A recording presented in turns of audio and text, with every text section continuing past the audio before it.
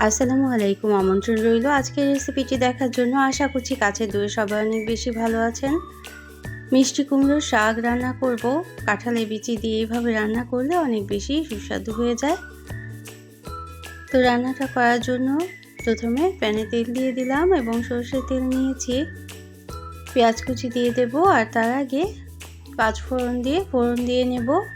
মিষ্টি কুমড়োর শাক কিন্তু একটু খসখসে ধরনের থাকে, আর এই জন্যই বিভিন্ন ধরনের মশলা দিয়ে যদি রান্নাটা করা হয় তাহলে খেতে কিন্তু অসাধারণ লাগে। পেঁয়াজ কুচি দিয়ে দিলাম কোয়ার্টার কাপের মতো। তারপর এখন পেঁয়াজটা নেড়ে নিতে হবে। আদা রসুনের পেস্ট 1 চা চামচ দিয়ে আদা রসুনের পেস্ট আর পেঁয়াজটা প্রথমে ভেজে নিতে হবে এবং তারপর অন্যান্য মশলা দিয়ে দিতে হবে। এখানে আধা চা চামচ করে হলুদের গুঁড়ো, আধা চা চামচ ধনে গুঁড়ো এবং সামান্য পরিমাণ জিরে গুঁড়ো দিয়ে আর পরিমাণ মতো লবণ দিয়ে মশলাটা কষিয়ে নেব। মিষ্টি কুমড়োর শাক কিন্তু আমরা অনেকভাবেই রান্না করে থাকি, তবে আমি আজকে কাঁঠালের বিচি দিয়ে রান্না করেছি। মাছ মাংস ছাড়া এইভাবে করে মিষ্টি কুমড়োর শাক একদিন রান্না করে দেখবেন, এটা খেতে অনেক দুর্দান্ত হয়। গরম ভাতের সাথে গরমের দুপুরে যেন আর কিছু লাগবেই না, এরকম এক বাটি মিষ্টি কুমড়োর শাক রান্না করলে। তো মিষ্টি কুমড়োর শাকটা কিন্তু অনেকেই চিন্তা করে কিভাবে রান্না করব। তো অনেকে আবার আছে শুটকি দিয়ে রান্না করি, তাছাড়া ডাল দিয়েও রান্না করা যায়, ভালো হয় খুব। মাছের মাথা দিয়েও রান্না করা যায়, তবে এভাবে একদিন কাঁঠালের বিচি দিয়ে রান্নাটা করে দেখবেন, খেতে কিন্তু অনেক বেশি ভালো লাগবে।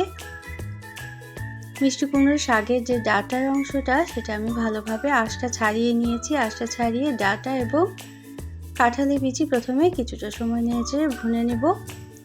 যেহেতু কাঁঠালের বিচি সিদ্ধ হতে একটু সময় নেয়, এজন্য 10 মিনিট এভাবে রান্না করে সিদ্ধটা করে নেব। কাঁচামরিচ ফালি দিয়ে দিলাম পরিমাণ মতো। অল্প পানি দিয়ে কষিয়ে নিয়েছিলাম কাঁঠালের বিচি প্রথমে এবং তারপর কেটে ধুয়ে পরিষ্কার করে রাখা শাকগুলো কিন্তু দিয়ে দেব।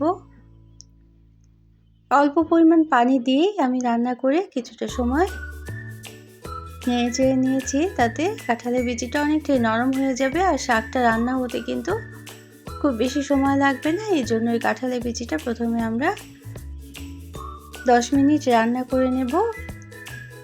শাক দেওয়ার পর খুব বেশি সময় রান্না করলে শাকের যে সবুজ রং সেটা কিন্তু নষ্ট হয়ে যায়, আর এই জন্যই কাঁঠালের বিচিটা প্রথমে আমরা রান্না করে নিয়েছি।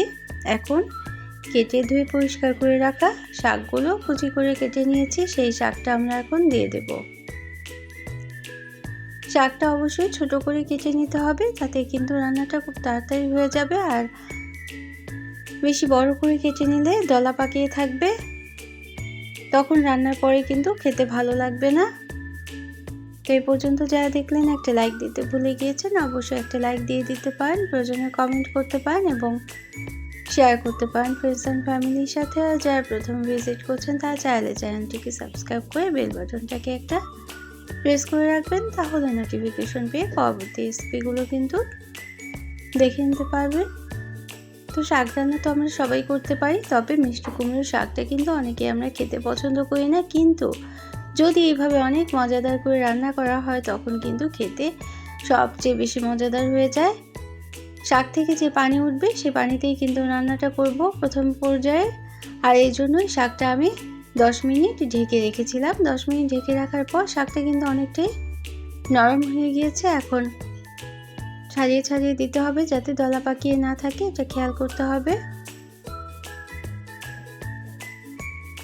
কিছুক্ষণ ছাড়িয়ে ছাড়িয়ে দেওয়ার পর অল্প ঝোল রাখবো, এজন্য কোয়ার্টার কাপ পরিমাণ পানি দিয়ে দেব। একেবারে শুকনো শুকনো কুমড়োর শাক কিন্তু খেতে ভালো লাগে না, যেহেতু আমরা মশলা দিয়ে রান্না করেছি এই জন্য শাক ভাজি কিন্তু করলে ভালো লাগে না। এই মিষ্টি কুমড়োর শাকটা মশলা দিয়ে রান্না করলেই সবচেয়ে বেশি মজাদার হয়ে যায়, এই জন্য অল্প পরিমাণ পানি দিয়ে এখন আর ঢাকার কিন্তু কোনোই দরকার নেই।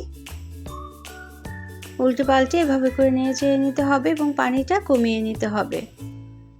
পানিটা কমিয়ে নিলেই কিন্তু আমাদের রান্নাটা হয়ে যাবে। এত সহজ, 10 মিনিটই মাত্র এই শাক রান্নাটা হয়ে যায়। পানিটা যখন একেবারে কমে আসবে ঠিক তখনই কিন্তু আমরা নামিয়ে পরিবেশন করে নেব। তবে যে কোনো শাক রান্না বাগার দিলে এর স্বাদ কিন্তু দ্বিগুণ বেড়ে যায়। আর এই জন্যই পরিবেশন করে নেওয়ার পর আমি রসুন কুচি দিয়ে বাগার দিয়ে নেব আজকের এই শাকটা। একদিন এভাবে করে রান্না করে দেখবেন, এর স্বাদ কখনোই ভুলতে পারবেন না।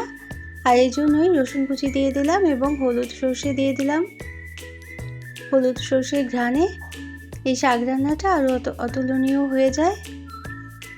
হালকা হলুদ রং করেই কিন্তু রসুনগুলো ভেজে নিতে হবে। তারপর এভাবে নামিয়ে ওপরে ছড়িয়ে দিতে হবে। আর ঠিক খাওয়ার আগ মুহূর্তে এভাবে করে আমরা পরিবেশন করে নিয়েছি। তো যারা এতক্ষণ সাথে থাকলেন সবার জন্য রইল অনেক অনেক ভালোবাসা, অনেক অনেক শুভকামনা। ফেসবুক থেকে দেখলে অবশ্যই কিন্তু পেজটাকে ফলো করে রাখতে পারবেন। অন্য কোনো দিনে অন্য কোনো রেসিপি নিয়ে আসবো। সে পর্যন্ত আমরা সবাই সবার জন্য দোয়া করব যেন ভালো থাকতে পারি। Thanks for watching. আল্লাহ হাফেজ।